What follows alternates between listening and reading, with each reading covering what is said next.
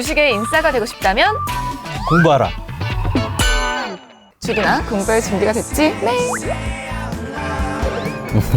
네, 심 교수님 오늘 공부할 주인공은 무엇인가요? 예, 우리가 오늘 공부할 주제는 자율주행차입니다.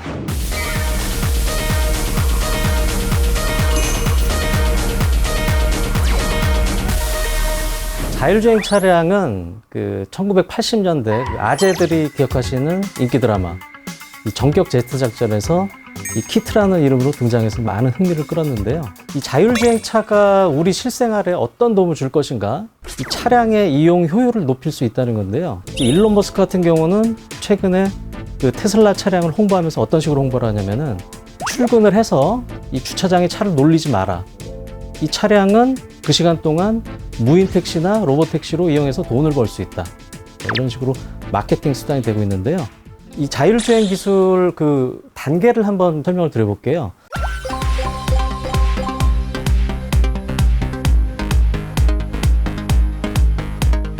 레벨 1과 레벨 2는 우리가 지금 쓰고 있다. 지금 보시면 될 것 같아요. 그래서 이 정부 같은 경우는 2027년까지 레벨 4 수준의 완전 자율주행 기술 기반을 완성한다 그랬는데요. 상용화된 완전 자율주행 기술은 계속적으로 좀 더디게 진행이 되고 있습니다. 왜냐면은 사고가 좀 많이 나요. 특히 테스트 차량이 늘어나면서 사고도 많이 나고 이 사고의 책임을 보험사에 줄 것이냐, 운전자에게 줄 것이냐 여러 가지 문제가 많기 때문에 이게 실제 생활에는 도입은 좀 늦춰지겠지만은 기술 개발은 계속되고 있고 글로벌 업체들의 이제 기술 동향을 제가 좀 설명을 한번 드려볼게요. 제일 중요한 건 테슬라겠죠. 이 테슬라는 자동차 업계의 애플입니다. 자기 혼자 다 해요. 그래서 이 자율주행 기술을 전반에 대해서 독자적인 생태계를 구축하고 있는 업체입니다. 자동차에 있어서 가장 중요한 게 이 두뇌 역할을 하는 칩인데 테슬라 같은 경우는 이 칩을 자체적으로 개발을 했습니다. 그 다음에 OTA라는 기술이 있습니다. OTA라는 거는 이게 보안이 상당히 중요하기 때문에 사실 고도의 기술력이 필요한데 다른 업체들은 아직 여기까지 못 오고 있습니다. 이 테슬라 차량이 지금 팔린 게 한 80만 대죠. 주행 데이터가 축적이 돼요. 이게 계속적으로 백업을 받습니다. 그렇기 때문에 앞으로 더 기술 개발이 더 늘어날 수 있겠죠. 단점이 좀 있습니다. 이 비보호 좌회전이 상당히 어렵거든요. 이런 것도 잘하고 잘하는데 이게 주로 차가 없는 데서만 해요. 교통체증이 심한 도심에서는 한 적이 없어요. 구글이 우리가 자회사인 웨이모라고 있습니다. 이 웨이모 같은 경우에는 3만 마일을 혼자 운행을 했습니다. 특히 2017년도에 레벨 4 기술을 이미 완성을 했습니다. 지금까지 알려진 이 소프트웨어 기술의 넘버 1이라고 보시면 돼요. 자, 그리고 이제 GM의 크루즈라고 있는데요. 기존 완성차 업체 중에서 아까 구글의 웨이모에 필적하는 거의 유일한 업체다. 자, 이제 마지막으로 애플인데요. 애플 같은 경우는 이 전기차 개발을 목적으로 타이탄 프로젝트라는 것을 시도를 했습니다.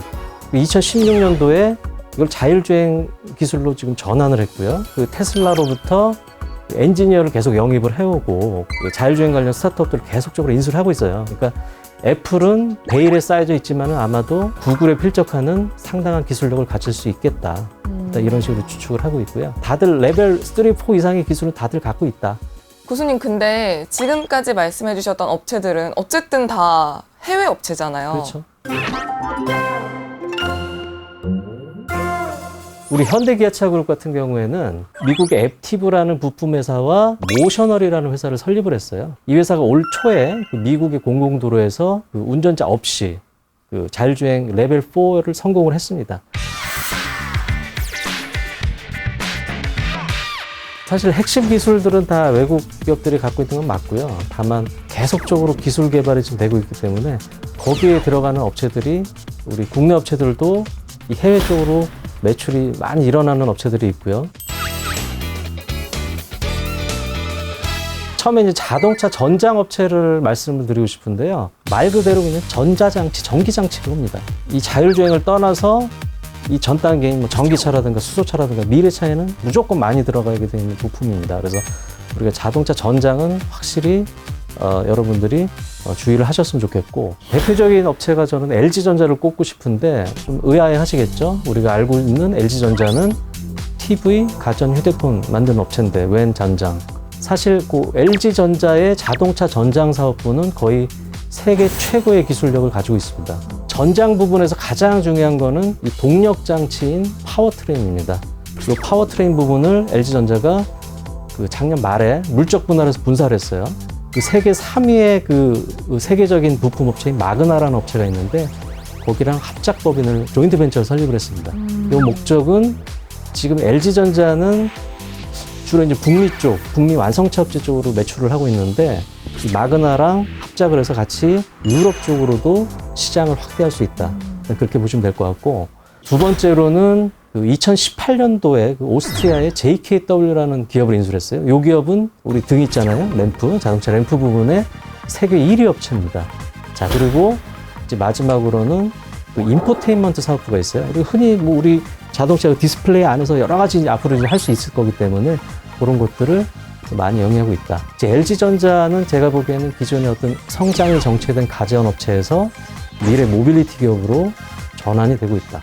두 번째로는 만도입니다. ADAS라고 있습니다. 예를 들면은 뭐 우리가 많이 쓰는 시스템입니다. 그러니까 이제 고속도로에서 차간 거리를 유지하면서 그 일정 주행 속도로 달리는 그런 시스템.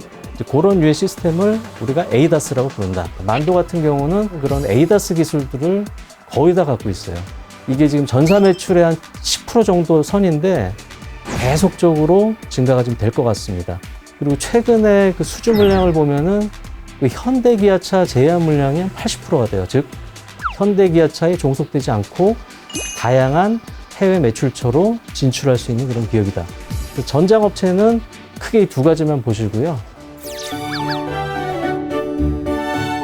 이 만도 같은 경우도 많이 올랐죠. 근데 또 냉정하게 보면은 이게 밸류에이션이 뭐 아주 고평가는 아닙니다. 이제 제가 강조드리고 싶은 건 LG전자인데요. 지금 자동차 전장 부분에서는 이익이 안 나고 있어요. 우리가 PR을 계산할 때 이 자동차 전장 사업부의 가치는 지금 0으로 계산이 되는 거죠. 근데 기존 사업부만으로도 연간 뭐 한 3조 8천억이 이익이 나는데 시가총액이 23, 4조 정도 합니다. 상당히 싼 거고요. PR이 뭐 10배 훨씬 미치겠죠. 자동차 전장 사업부는 거의 세계적인 기술력과 앞으로 발전 방향이 있기 때문에 그게 더해진다 그러면은 뭐 사실 엄청 싼 주가죠. 지금 주가 같은 경우에.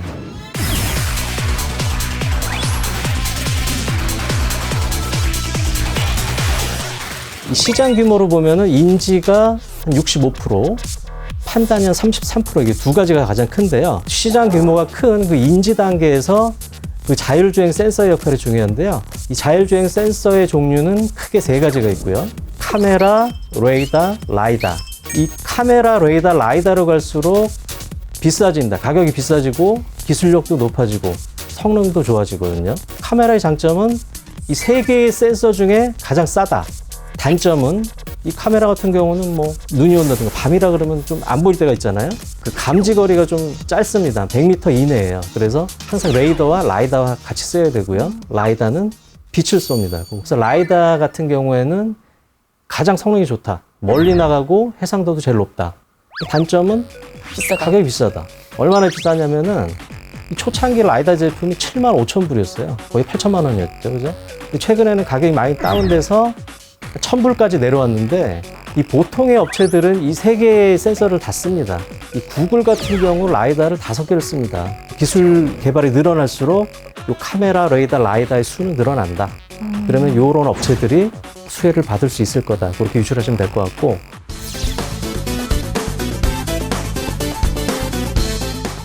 차량용 카메라 업체입니다. 사실 레이더나 라이다는 아직 우리나라는 좀 힘들고, 이 카메라 업체인데 이 보통 그 스마트폰용 그 카메라 업체에서 이 자동차용 카메라 업체로 확장이 되고 있습니다. 대부분.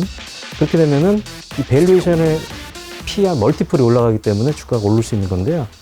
이제 가장 대표적인 업체가 MC넥스라고 있습니다. MC넥스는 이 대표적인 카메라 모듈 제조업체인데 현재 그 매출 비중은 그 핸드폰용이 85%, 이 자동차 카메라용이 15%인데 이 점차적으로 거의 한 5대 5까지 지금 올라올 수 있을 것 같아요. 매출 비중이. 그다음에 또 최근에 이제 만도 같은 경우는 이제 만도 헬라 지분을 100%를 인수를 해서 지금 레이더라든가 라이다 쪽 아까 말씀드렸던 그쪽도 기술을 계속적으로 개발을 하고 있습니다. 자, 세 번째로 V2X 기술이라고 있습니다. V2X는 좀 생소한데 대표적인 업체로 캠트로닉스를 들 수 있는데요. 이 업체는 원래 이 화학 소재랑 전자 부품 쪽을 주로 영위를 하다가 최근에 삼성 전기로부터 휴대폰 무선 충전 사업부를 양도를 받았습니다. 그 다음에 이 V2X 솔루션 기술을 개발을 했습니다. 그래서 정부 국책과제를 좀 수행을 하고 있고요. 또 완성차한테 서라운드 뷰 모니터링 시스템이라고 그것도 지금 납품을 하고 있습니다. 그리고 마지막으로 이제 차량용 반도체 업체들을 제가 소개해 드릴 건데요. 기존 내연기관에는 이 차량용 반도체가 한 200~300개 밖에 안 들어갔는데 이 자율주행 차량은 그 10배인 한 2000개가 들어갑니다. 이 차량용 반도체는 다품종 소량 생산입니다. 막 찍어내는 게 아니거든요. 삼성전자 같은 독점 업체가 있는 게 아니라 전 세계적으로 한 4개 업체가 한 70% 정도 과점을 하고 있어요. 관련된 국내 업체는 텔레칩스라고 있습니다. 텔레칩스는 이 전체 매출의 70%를 현대 기아차에 납품을 하고 있고요. 특히 이제 프리미엄 모델을 제외한 그 보편적인 모델은 거의 다 들어간다고 보시면 될 것 같습니다.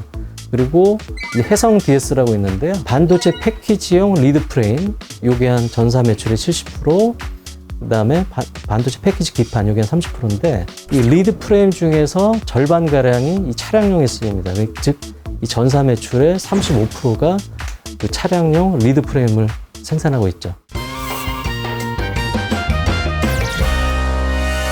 저는 LG전자를 선택하겠습니다.